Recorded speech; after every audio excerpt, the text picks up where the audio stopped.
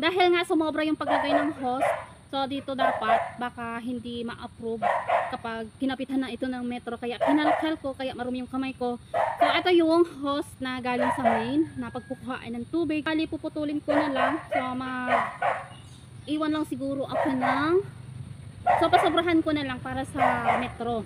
So wala naman problema to dito, so okay naman na to na latag na to at saka natabunan na rin. So lalagariin ko na lang para hindi masyadong matrabaho sa kanila, kasi nga kailangan din nalagariin ito dahil yun yung sabi sa akin.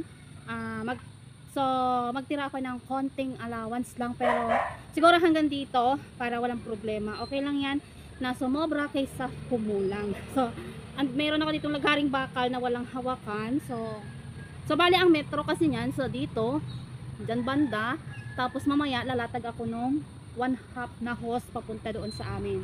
So galing na yun, galing sa metro papunta na doon sa amin. So siguro mga dito lang. So okay na ito kasi nga maano na rin to. Ito okay na to. So lagari na tayo. Mahaba na nga yan.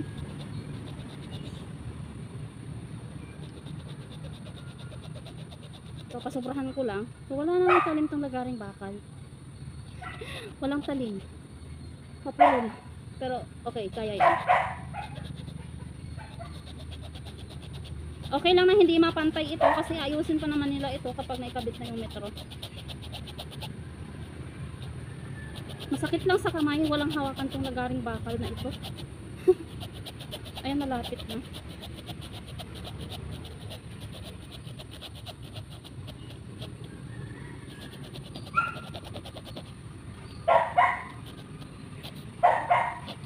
Uy, muntik na yung kamay ko. Mapurol kasi. So ayan. So ito na yung pinasobra ko dito para sa submitter sa metro. Tapos ito, so ayusin ko para magamit din doon sa baba. Ang daming sobra na hose, pero hindi naman ito masasayang dahil nga magagamit pa naman ito doon sa baba kapag nagpakabit kami ng tubig doon at kapag may bahay na. So itatago ko lang ito. So mas okay, may sitaw. Mas maganda naman kasi na may sobra kaysa kumulang. Hindi naman ito masasayang kasi magagamit pa naman ito. Ayan. So iro-roll ko lang yan. Lalagay na ako ng hose dito, yung 1/2 papunta doon na sa amin ito. So bale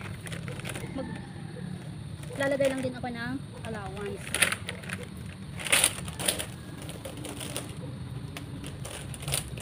Okay.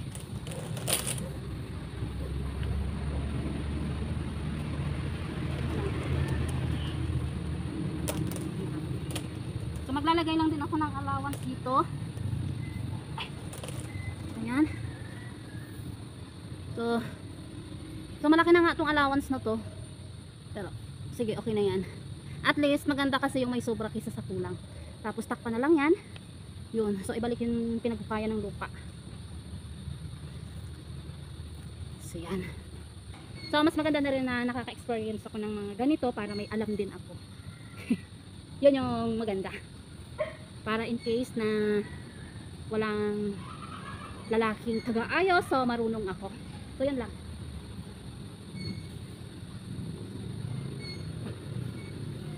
Kinamay-kamay ko nga.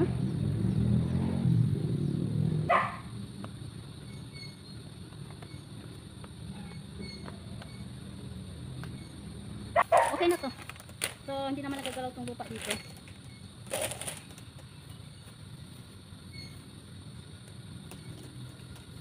Ayan.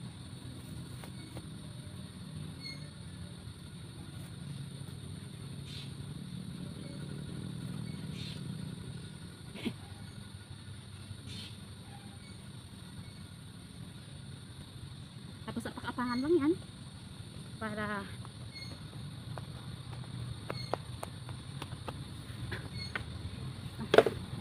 ayusin natin dito.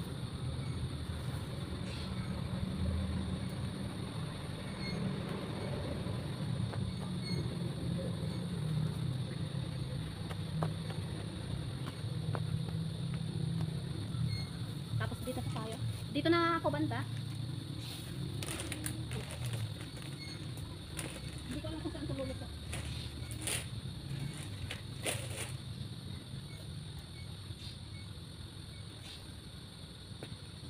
bumaon pa yung lupa. Ayun, bumaon pa yung paa ko. Okay. So may mga garden dito si Manya. So may luya, may saluyot.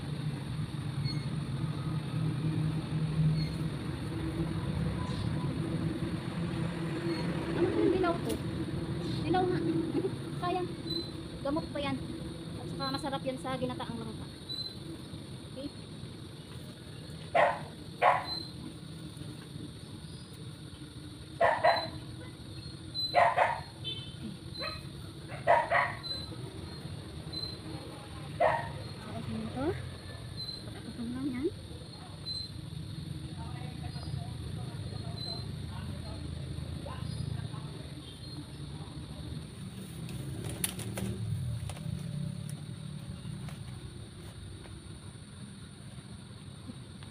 Ay, akala ko, ay, dagta.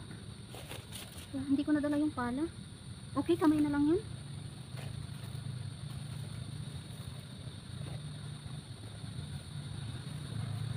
May mga basura. Eh.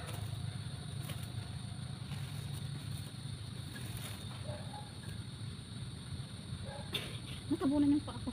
Naisama pa yung paa ko.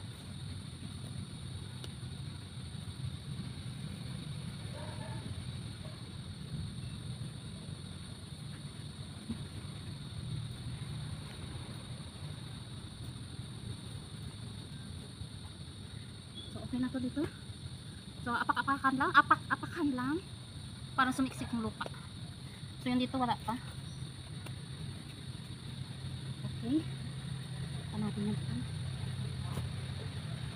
So tabunan natin.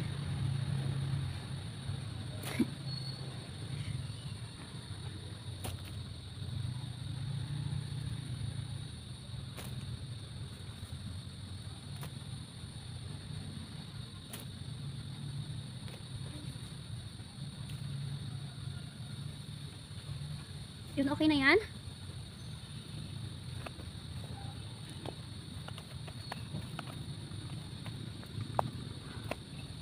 Tapos yung dito sa baba, huwag ko na lang ilulusot banda kasi yung nyog ay matutumba, yung patay na nyog. Kaya ilulusot ko na lang siguro dito.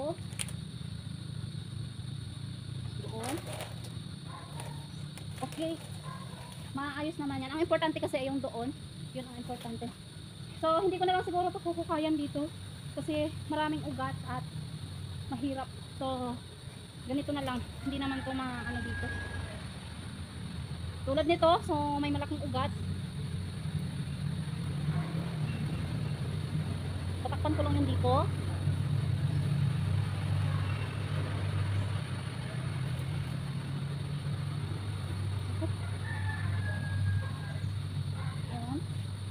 So mahirap na hukayan yung dito.